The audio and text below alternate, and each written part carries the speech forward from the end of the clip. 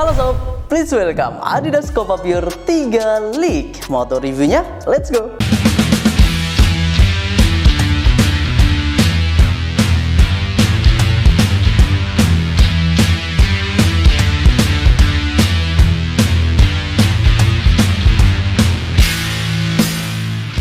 Sungguhan awal tahun dari Adidas emang gokil ya. Setelah kita dikenalin sama generasi baru dari Predator, sekarang giliran Copa nih yang unjuk gigi. Di sini kita udah punya dua varian warna. Yang pertama adalah warna white black red yang masuk dalam paketan Pure Victory, dan juga white silver blue yang masuk dalam paketan Polar Victory yang rencananya akan dirilis di tanggal 30 Januari nanti.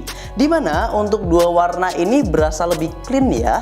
Dan kalau kita lihat lebih jauh, ini memang ada perbedaan dari segi desain dari generasi sebelumnya. So, kita langsung kenalan aja. Untuk bagian sisi luarnya sendiri dari logo Adidasnya, ini dia juga punya branding yang lebih baru, lebih anyar, dan lebih fresh. Walaupun secara elegannya, gue lebih suka dengan desain Copa Pure yang generasi keduanya.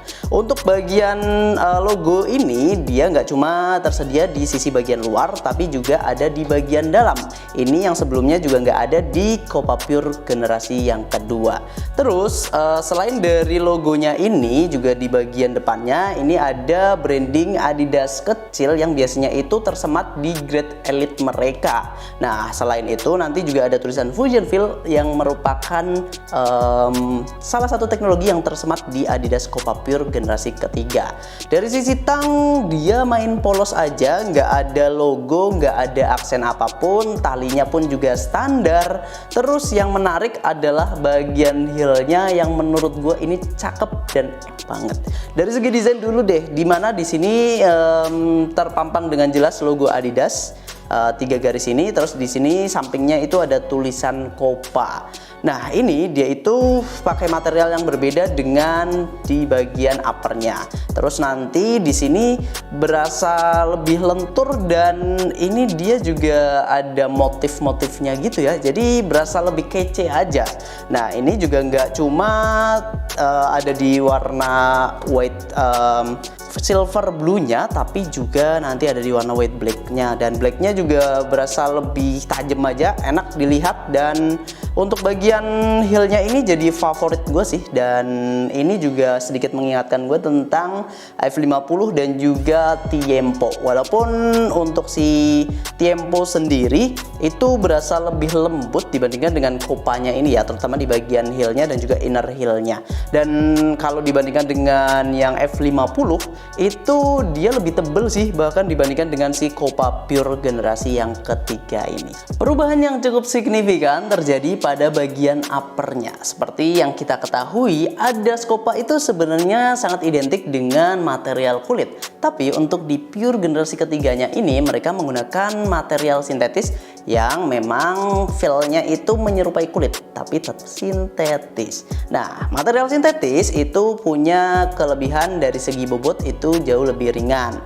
Terus nanti di bagian uppernya ini juga kalau misal kita pegang itu berbeda dari generasi sebelumnya di Copa Pure 2 yang memang lebih berkerut. Artinya memang Pure 2 itu bagian depannya atau footboardnya itu masih menggunakan kulit sapi, sedangkan yang ini dia pakai sintetis. Fusion Feel-nya itu sendiri adalah tekstur yang tersemat di bagian uppernya, dimana uppernya ini teksturnya berasa lebih minimalis. Lagi-lagi kalau kita bandingkan dengan Pure generasi yang kedua.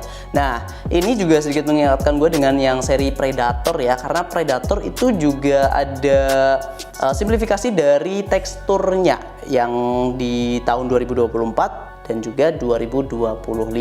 Semuanya berasa lebih minimalis, tapi nggak mempengaruhi performanya sama sekali karena memang teksturnya itu juga tetap berasa kok.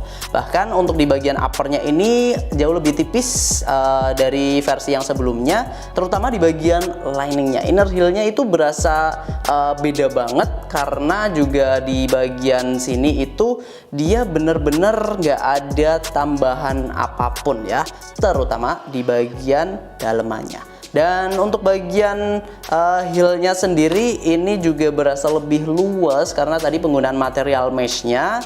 Dan kalau yang Pure 2 itu berasa kaku banget, dan itu juga yang jadi permasalahan dari Adidas Copa Pure 2. Dari segi tang juga dia jauh lebih tipis karena lapisannya itu dia nggak setebel versi yang sebelumnya. Kalau dari segi tali nggak ada yang berubah. Terus untuk bagian feelnya sendiri ketika dipakai ini masih ramah buat kaki lebar. Cuma memang yang gua rasakan ketika menggunakan sepatu ini kan logo dari sisi bagian luarnya itu kan berasal timbul ya, dan ada beberapa bagian juga yang bertekstur gitu, dan itu kerasa sampai bagian dalam karena memang materialnya itu bisa dibilang cukup tipis. Nah, untuk bagian insole-nya sendiri ini juga dia pakai material yang standar, tekstil aja biasa, nggak ada yang istimewa, dan warnanya juga menyesuaikan dengan uppernya. Kalau yang warna putih biru ini dia clean aja putih, kalau yang warna white black red ini menggunakan insole berwarna merah.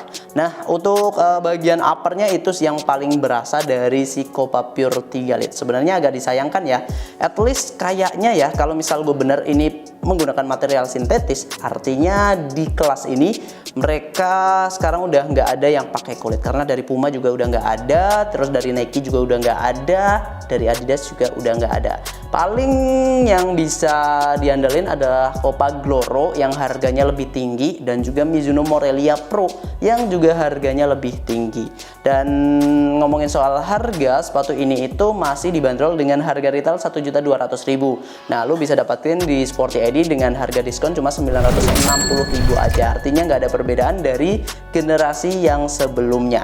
Nah, yang ada bedanya itu adalah soal bobot, karena untuk di generasi sebelumnya itu bobotnya di size 41 menyentuh angka 253 gram, sedangkan untuk yang generasi anyarnya ini cuma di 241 gram. Bedanya sebenarnya nggak begitu jauh ya, sekitar belasan gram aja.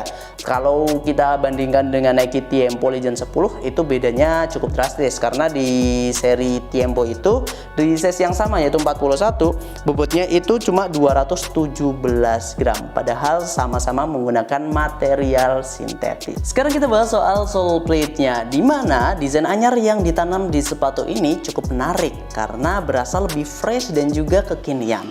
Kombinasi hybrid ini adalah desain yang anyar ya, karena di generasi sebelumnya itu cuma menggunakan stud yang setengah lingkaran. Kalau sekarang udah dikombinasiin antara stud mold dan juga blade. Stud moldnya sendiri itu totalnya ada 9, sedangkan yang blade itu ada 3. Jadi memang dia lebih ngutamain soal stabilitasnya. Nah, totalnya ada 12 stud kalau bagian ujungnya nggak dihitung. Kalau dihitung berarti ada 14 stud. Nah, untuk bagian tengahnya sendiri ada logo Adidas, bagian belakang ada Copa, dan di bagian heelnya ini sebenarnya ada angka 1979. Ini adalah tribut ataupun penghormatan terhadap seri Copa yang pernah rilis di tahun 1979 dengan seri Copa Mundial. Pada saat itu Copa Mundial di-create pada saat menjelang Piala Dunia 1982 yang berlangsung di Spanyol.